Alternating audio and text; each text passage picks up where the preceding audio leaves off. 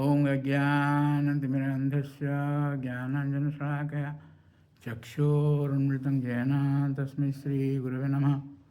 Hare Krishna, dear devotees, welcome to our ISKCON Bola official YouTube channel. Today I am going to discuss 8th chapter of Srimad Bhagavatam, 7th canto, in which there is description of Hiranyakashipu being slain by the Lord.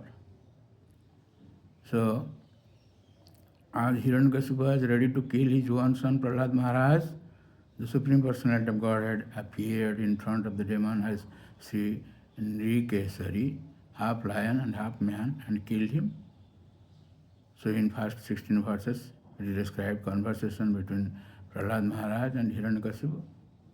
Following the instructions of Prahlad Maharaj, all the sons of the demons became attached to Lord Vishnu, the Supreme Personality of Godhead. When this attachment became pronounced, their teachers, Sanda and Amarka, were very much afraid, but the boys would become more and more devoted to the Lord. In a helpless condition, they approached Hiranyakashipu and described in detail the effect of Prahlad's preaching. After hearing of this, Hiranyakashipu decided to kill his own son, Prahlad. Hiranyakashipu was so angry that Prahlad Maharaj fell down at his feet and said many things just to pacify him, but he was unsuccessful in satisfying his demoniac father. Hiranyakashipu, as a typical demon, began to advertise himself as being greater than the Supreme Personality of Godhead. But Prahlad Maharaj challenged him, saying that Hiranyakashipu was not God, and began to glorify the Supreme Personality of Godhead, declaring that the Lord is all-pervading, that everything is under him, and that no one is equal to or greater than him. Thus he requested his father to be submissive to the omnipotent Supreme Lord. The more Prahlad Maharaj glorified the Supreme Personality of Godhead, the more angry and agitated the demon became. Hiranyakashipu rebukes Prime Minister Prahlad Maharaj.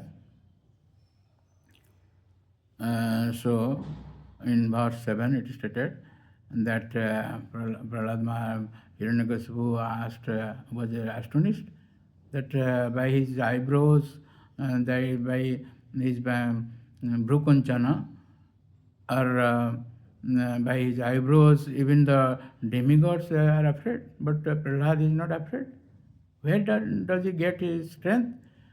So, in answer to that, Prahlad Maharaj says, "No kevalam me bhavatasya rajan, savi valam varinam cha paresam, pare abare ami stirajangama je, brahmadaya jena vasam pranita."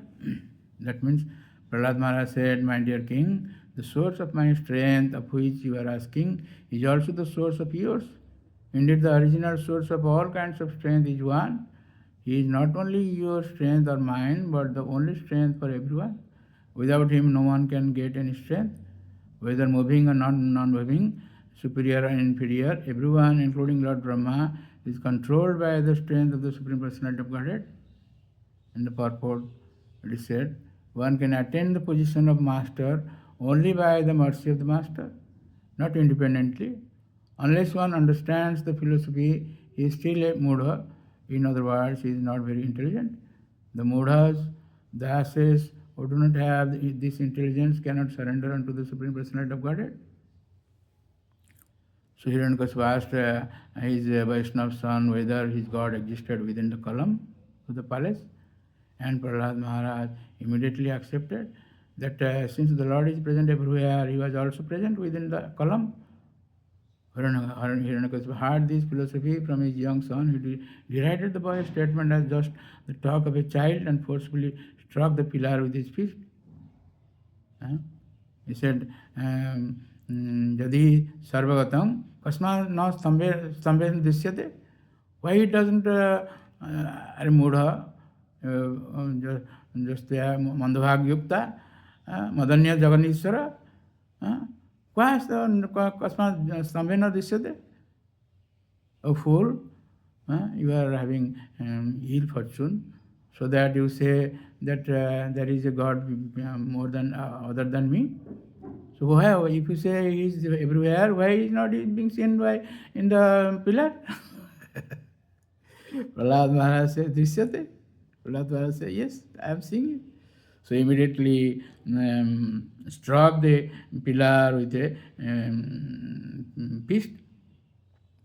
So what happened? Satyang vidhatum nijavritya bhasitam vyapting cha bhuteshu akhileshu chatmana adrishyata tadbhutam rupam udvan stambhi savayang namrugam namanusam.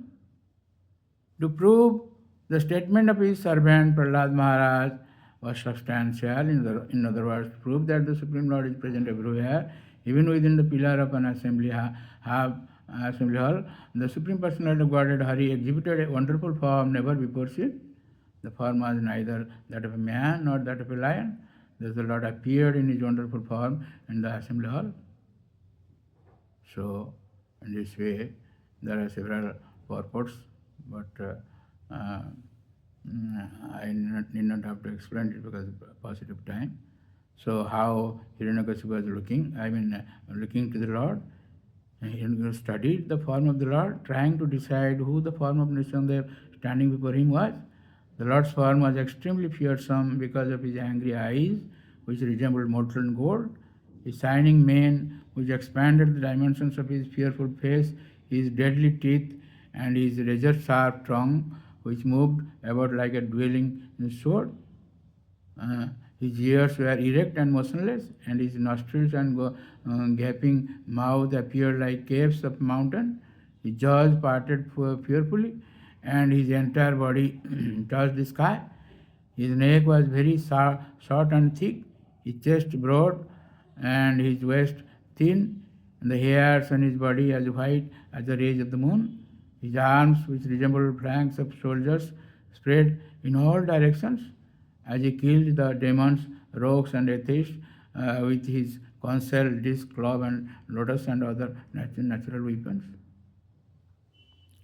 So Hiranyakasipu could immediately understand that the extraordinary form, a wonderful form of the Lord was surely meant for his death, and thus he appeared to fight with the form, prepared to fight with the form of half lion and half man.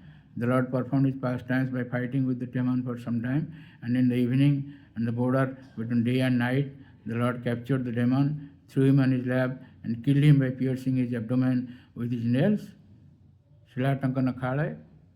The Lord not only killed Hiranyakasipu, the king of the demons, but also killed many of his followers when there was no one else to fight. The Lord, roaring with anger, sit down on Hiranyakasipu's throne. That is so much past times.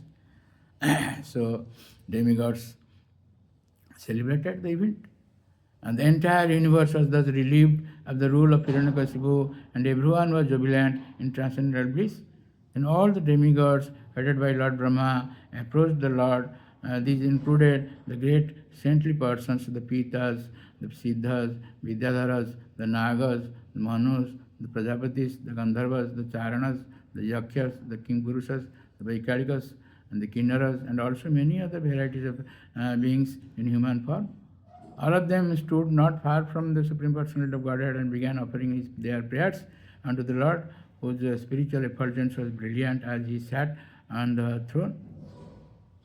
In this way, so many prayers are there, but Lord's anger couldn't be pacified.